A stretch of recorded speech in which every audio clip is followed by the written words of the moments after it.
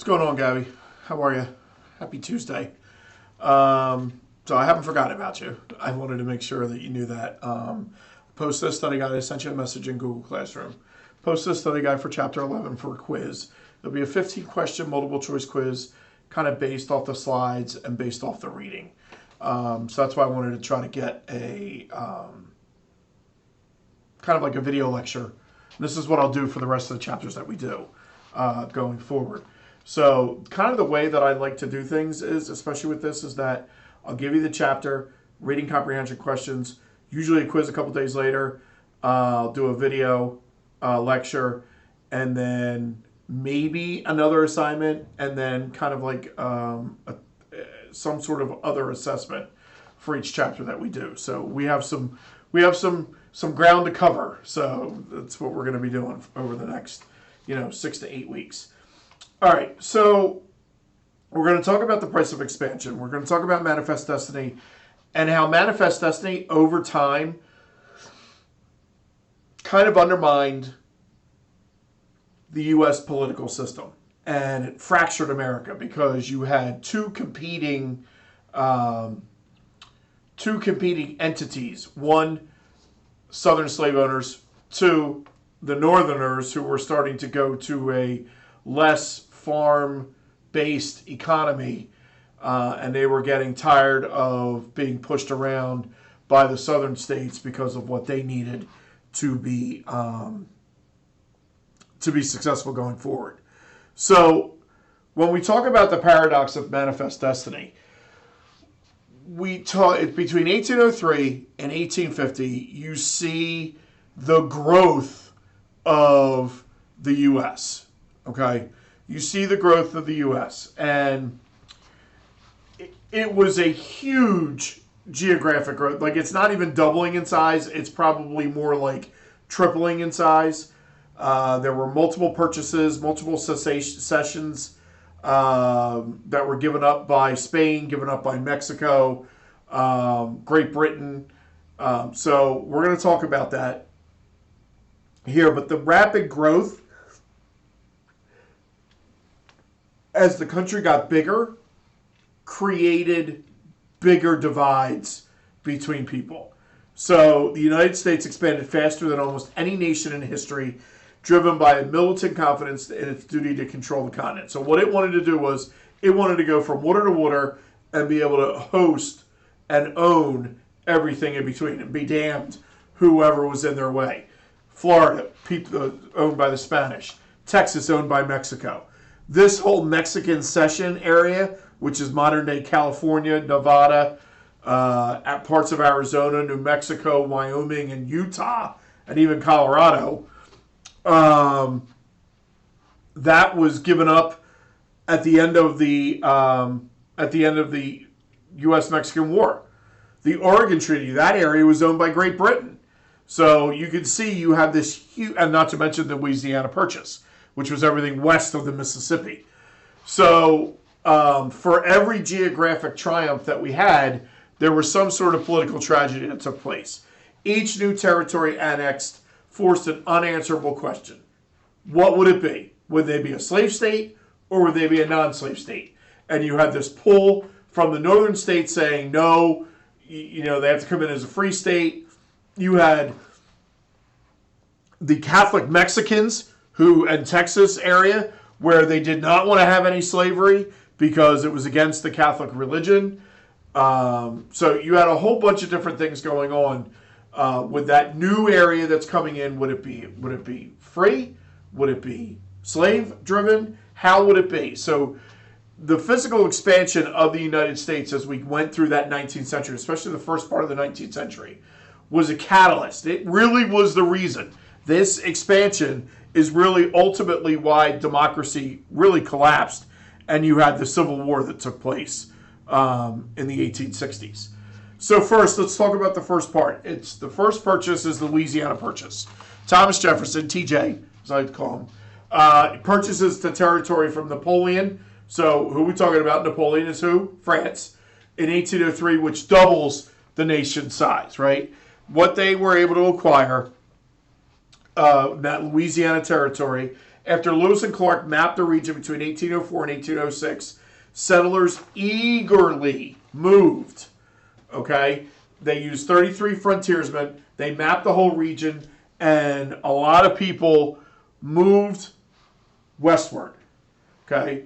But by 1817, tens of thousands of settlers who had flocked to the Missouri Territory, bringing 10,000 enslaved people with them.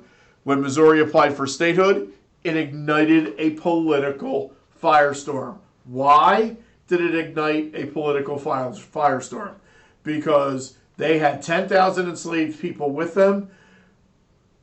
People wanted, the northern states wanted them to come in as a free state. The southern states and the settlers that were there wanted to come in as a slave state. The northern states got angry because that would throw the balance of power into the hands of the southern states, so that anything that would start to try to get passed in Congress, if the South wanted it, they would get it because they'd have that extra vote now in Congress. So this is the first spark of what you start to see as the falling apart of the American democracy, and igniting a political firestorm that ultimately would lead to the Civil War. So the Panic of 1819. This is the Senate seesaw. So here you can see it. It's talking about the balance of power. And you can look and see, as you come in with this, Missouri's application threatened a delicate balance of power in the U.S. Senate. And it created a seesaw effect where the South stood to gain a 2-vote advantage. To resolve this, Congress passed the 1820 Missouri Compromise. Okay, so the 1820, as you can see in the picture on the right-hand side, it really was a Band-Aid to a bigger issue, almost like a Band-Aid to a gaping wound that probably needs stitches. Missouri was admitted as a slave state, but then Maine, up here in the north, got admitted as a free state, and a geographic line was drawn at the 3630. Okay, so anything north of this 3630 line would be, anything north of it, there would be no slavery. Anything south of it, which at the time was all Mexican Catholic land, and not U.S., it wasn't even part of the U.S. land yet, anything south of that line would be a slave state.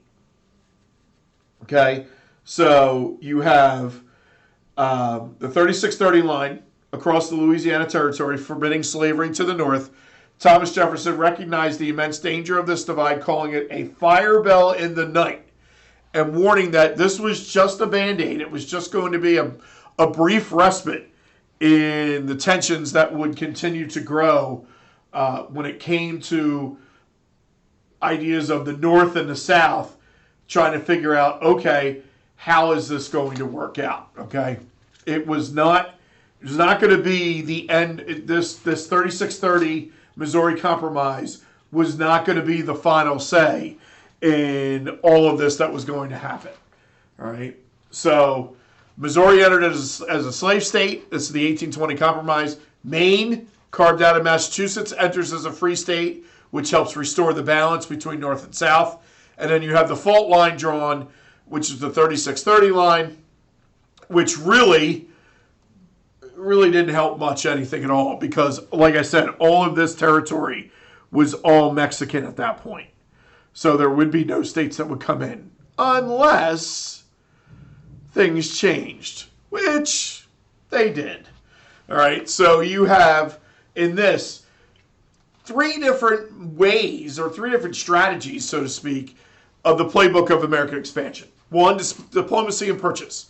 Treaties and cash, negotiations with foreign powers, with France, with Great Britain, with other countries. Louisiana Purchase, we got it from France. The Oregon Country area from 1846, we get from Britain. It agrees to divide at the 49th parallel. Then, that's under diplomacy and purchase. That's kind of the right way of going about to do it. Then you talk about infiltration and filibustering. We would have unauthorized military adventurers or invited settlers in the Texas area undermining foreign sovereignty from within. So you have That happening in Spanish Florida, where you had a whole bunch of U.S. citizens going into the Florida Panhandle and down into Florida, saying they were chasing Native Americans who were unlawful. Okay? So, and that was what they would do is they were chasing them down. They ultimately infiltrated the entire area. And then finally, Spain was like, well, we're done with this. We're done with trying to control this area, this little bit area of Florida that we have left. We're done with trying to do this. So therefore, you know what? We're going to cede it to you guys so that way you guys can have it. Okay? So then you had that Spanish Florida area in 1819 takes over. And then Mexican Texas, the U.S. citizens were actually invited into the area to help the Tejanos, who were the Mexican Texans. They were brought into the area to live in the area, and they just overran it. Okay, they just overran the area, and over time, Mexico was like, we can't control this area. We don't want to be involved with this. So they ceded Mexican Texas in the 1830s. Okay, and then finally, the last strategy of the American expansion playbook is provocation and conquest. They manufacture border disputes to justify full-scale military invasion. So what ends up happening is you have these people that move in to an area, especially the owned by Mexico area. We're not even talking about Texas. Now we're starting to talk about like that area of Arizona, New Mexico, Wyoming, Colorado, into that area. They're saying that the American people who were going west moved into that area. Well, what the president at the time said when some Americans were quote unquote shot at and blood was spilled on American land, which, oh, by the way, was not American land, and no Americans had been shot anyway. So what ended up happening is we have this provocation, so we go to war with Mexico. Okay, and then you'll see how that ends up playing out, that we end up getting almost 525,000 square miles of land because of the Mexican cession. All right? So, the Trojan horse. If you don't know what the Trojan horse is, back in the old days of war, the Trojans sent this horse to the doorstep of, I believe it was the Greeks. But what was contained, it looked like it was a gift of peace. What it ended up being is all of these Trojan soldiers were within the Trojan horse, and what ended up happening was when it got sent to, or what they did is they came piling out of the horse, they overwhelmed the Greek, and they won the war, and they took over. Okay, so very similar to what's happening here in Florida and in Texas. In Florida in 1818 and 1819, General Andrew Jackson invades Spanish Florida basically to punish the Seminole and Creek Native American militants who were sheltering the enslaved. So those slaves that got away and were able to get into the Floridian area, those Native American tribes were being punished for sheltering the self-emancipated enslaved people. Outraged, but then realizing they cannot defend the sparse frontier, Spain says, you know what, we're done. We're done with this. So they cede Florida via the Adams-Onis Treaty. All right. So Spain cedes the area and gives up Florida. So now Florida has become a U.S. territory. Texas, during the 1820s, American settlers were invited in by the Mexican government as a buffer, but they quickly flooded the region with enslaved laborers and Protestant traditions, putting them at odds with the Catholic anti-slavery Mexico. So you have the American impresarios that went in there, Moses, Stephen F. Austin. They settled the sparsely populated buffer zone around Texas. Thousands flock across the border. They start to bring enslaved laborers, which goes against that Catholic belief in the country of Mexico. So the Texas Revolution, a path to annexation. So Mexico offers generous land grants to American settlers to buffer the Comanche Empire. They're looking because Mexico's having issues with the Comanche Empire. They want the Americans to run in the middle. They act as a buffer zone, so the Comanches are not always coming down and attacking the Mexican part of their empire. What ends up becoming of that is it ends up being called the Lone Star Republic, where Sam Houston's forces capture Santa Anna at San Jacinto, forcing the recognition of an independent Texas. Okay? So you have a cultural clash, you have a legal clash, and American settlers routinely ignored Mexico's 1829 abolition of slavery by disguising their enslaved workers as indentured servants. Not that there's really any difference.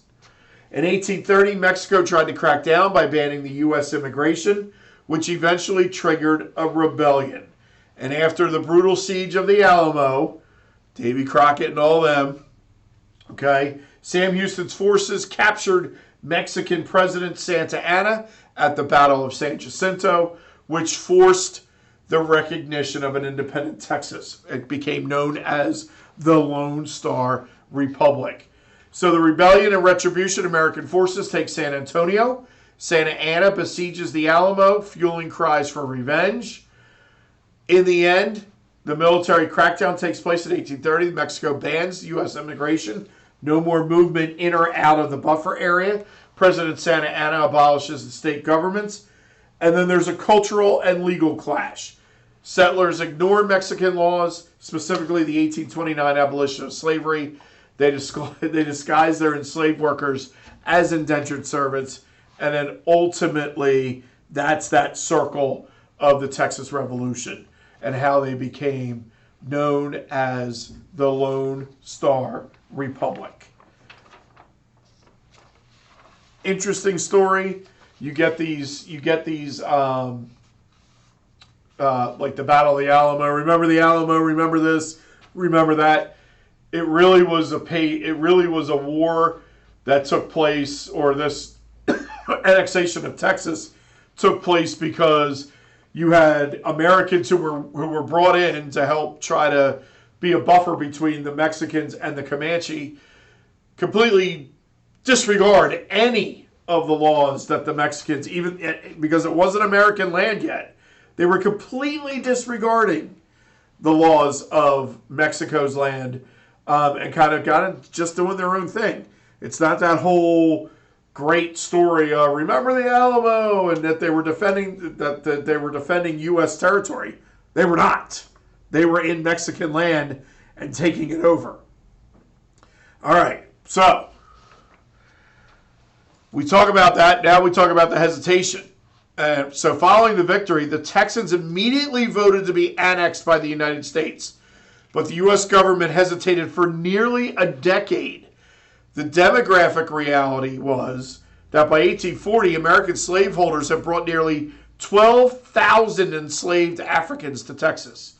Admitting Texas meant that it would be admitting a massive new slave state, which again would be throwing off the balance of power. You had the Missouri Compromise back in 1803. Now you have Texas that wants to be annexed into the United States. It's going to be bringing in another slave state, so which disrupts the balance of power and practically will guarantee a future war with Mexico.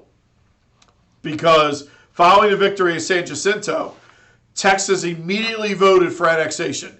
Yet the U.S. government would not do it. And why was the reason why they didn't want to? Was because of the political fear. They'd be admitting a massive new slave state, which would practically guarantee war with Mexico and reigniting the threat of a national disunion.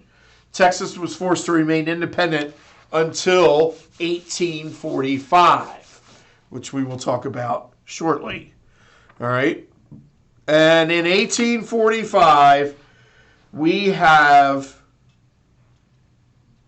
Polk's Trap. He manufactures the Mexican-American War. It finally came to fruition. Polk was elected in 1844 and he made no bones about it. He wanted to expand the United States. He wanted everything, as much land as he could get, from the Atlantic Ocean to the Pacific Ocean. James Polk wanted it all. So he finally, when he gets in after elected in 1844, when he gets in 1845, he's like, yep, we're going to annex Texas in 1845, and they become part of the United States. And then he's like, and I want the rest of that land that's out there. So he sets his sights on the rest of Mexico's northern land. There's a gray area. Mexico claims the border is the Nueces River, which is this blue one up here. The U.S. says, nope, no. It's the Rio Grande River, which runs more north to south to what is now the bottom of modern-day Texas. This whole gray area here in the middle, that's a disputed zone. We never had this. This wasn't ours. This wasn't even ours. We lived, when Texas was annexed, it was annexed up to the Nueces River. We were never in this disputed zone, okay? So the U.S. is trying to take control of land that they had never even occupied. And then in the end, in 1846, Polk orders the U.S. troops into the disputed territory. A Mexican cavalry patrol fires upon them, killing or wounding 16 soldiers. Well, but here's the problem. You sent them into this area, the disputed zone, which was not really ours. It wasn't ours to be into. So what happens? Mexico, defending their land, the cavalry shoots at this group that comes in of troops, and you have 16 wounded or killed. So James Polk goes nuts. He's like, they shot at our people. How could they do that? That's our land. They've spilled American blood. And Polk demands a declaration of war, declaring that Mexico has shed American blood upon American soil. No, they've shed American blood upon Mexico's soil because that was their land. And then Congress says, sure, no problem. They oblige, and they give him what he wants by declaring the Mexican-American War underway. And it triggers this war of conquest. So, in 1848, Mexican-American War takes place. We go to 1848, 3 years later. And in the end, you have the ending of hostilities takes place with the Treaty of Guadalupe Hidalgo. Okay?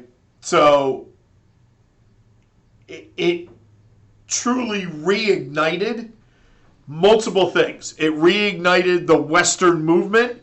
It also reignited the political dynamite that is slavery. Okay? So Mexico ceded nearly half of its land, including modern-day California, Nevada, Utah, part of Wyoming, Colorado, Arizona, New Mexico, and ultimately the rest of Texas. Okay? And that was $15 million. So you had the Treaty of Guadalupe Hidalgo. Mexico cedes nearly half its land for $15 million. So now the U.S. goes ocean to ocean. It goes from the Atlantic Ocean, where it started, all the way to the Pacific Ocean. But what do you notice? You see a lot more of that kind of like mustardy yellow than you do the blue. All right? And what happened was, with this Treaty of Guadalupe Hidalgo ending the Mexican-American War, the 1848 treaty instantly revived the explosive debate over the future of slavery in the West. And it destroyed the fragile political peace that was holding the North and South together. It instantly revived the future of slavery in the West and saying what's going to happen as we go forward. All right. So, meanwhile, while all this is going on, you have gold being discovered in Sutter's Mill in California, turning the newly acquired land into the most valuable real estate on earth. This sparked a global rush by 1849, also known as the Gold Rush, funneling wagon trains from the east and ships from Hawaii and China and South America directly into California. San Francisco's population exploded from a few hundred in 1846 to over 34,000 just 4 years later. It allowed the territory to immediately bypass normal requirements and qualify for statehood right away. All right, it's the age-old story of the fantasy of instant wealth, and what ends up happening is you get a whole bunch of people that are going into the area where this gold was found.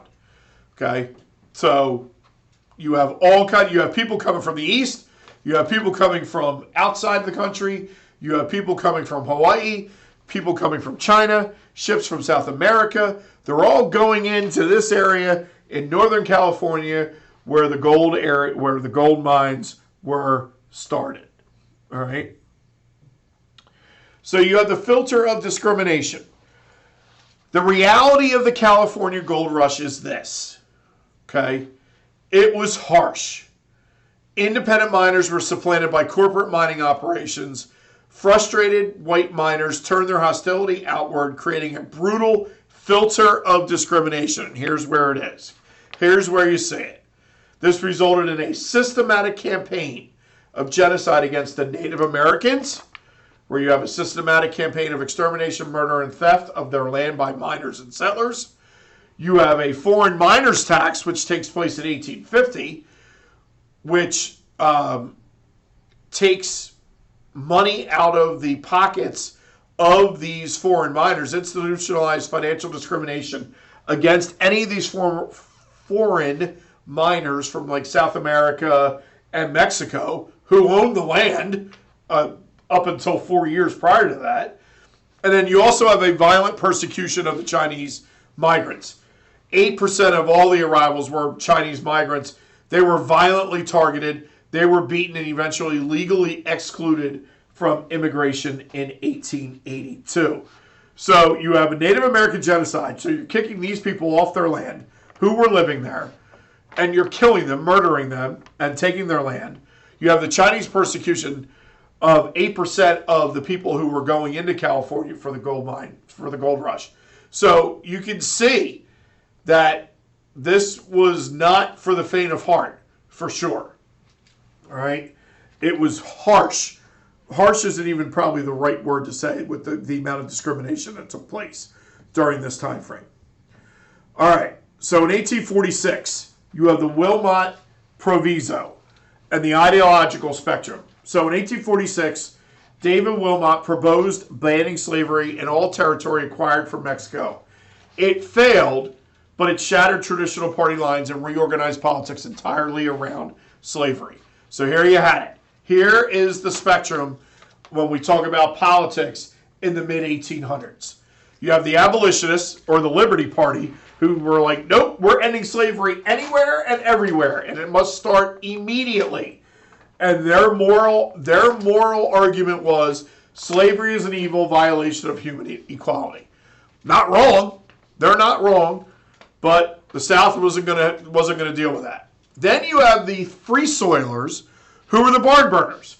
They were like, okay, slavery takes place in the South. We're okay with that. We're all right with that.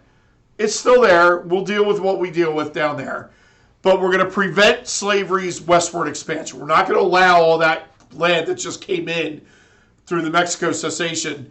We're not going to allow all that land to come in and be slave owning. Okay? What they believed economically was that slavery degraded the value of white labor. The West must be preserved for the small white farmers. That's what they were saying. Okay? They wanted them to be almost like how some of the farms in the northern areas were run. They would be those small patches of land. You don't take up too much land. You don't take too much land that you're not able to grow things or try to overdo or bring in forced labor to help you grow the crops on your lands. So they wanted it to be just small parcels of land available for the small white farmers. And then you had your southern slaveholders who wanted to expand slavery into all the new territories, because the more slavery there was, the more power that the southern slaveholders would have, especially when it came time to be in government.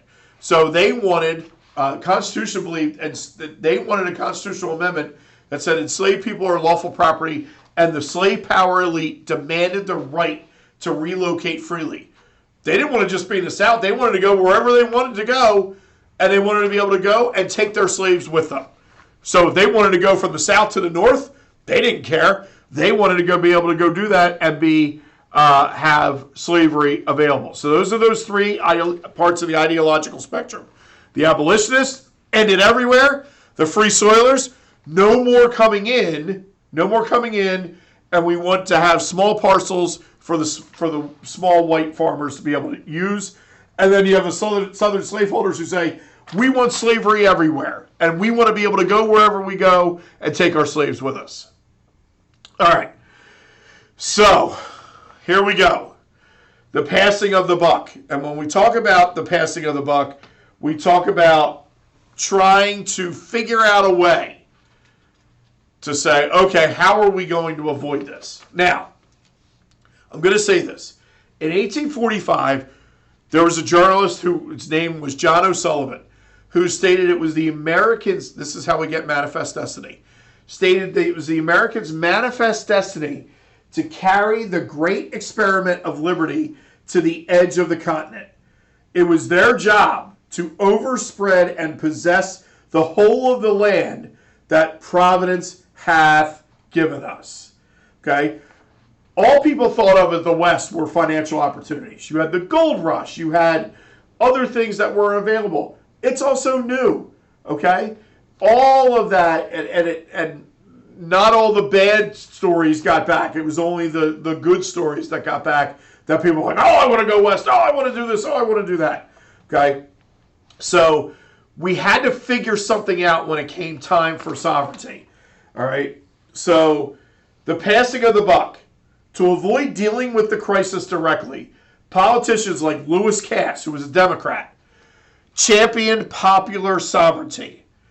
This policy proposed that the federal government step away and allow the citizens of the new territory to vote on the slavery issue based on a majority rule. So that's the concept. It's sort of passing the buck, but it's the concept of that. Now, here's part of the problem. One of the fatal flaws of it was slavery could end up going into anywhere, and it would override any of the past geographical compromises that took place. And you know the North fought tooth and nail to make sure that slavery wasn't going to come in above the 3630 line. All right, so Cass wants government to step away. There is a flaw, because now any compromise that was done in the past could be null and void going forward. And ultimately, the consequence was, when you have the abdication of federal leadership, it essentially guarantees that pro-slavery and anti-slavery zealots would rush into these different territories and manipulate the local vote.